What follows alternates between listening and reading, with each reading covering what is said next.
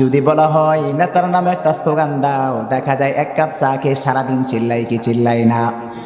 অথচ সেই বান্দায় আমি মাত্র দৈনন্দিন 5 ওয়াক্ত নামাজ পড়ে আল্লাহর কাছে আল্লাহর প্রশংসা করব, এটাও আমার কপালে জোটে না।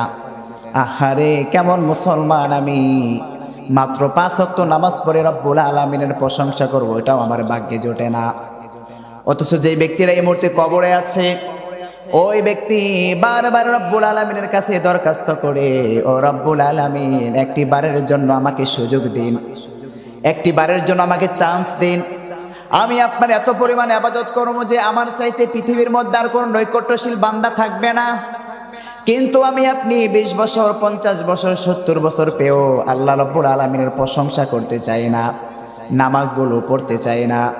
আহারে যেদিন এই বয়সটা বুড়ো বয়সে উপনীত হয়ে যাবে, সেদিন বুঝবেন এই যৌবন বয়সটার কত দাম।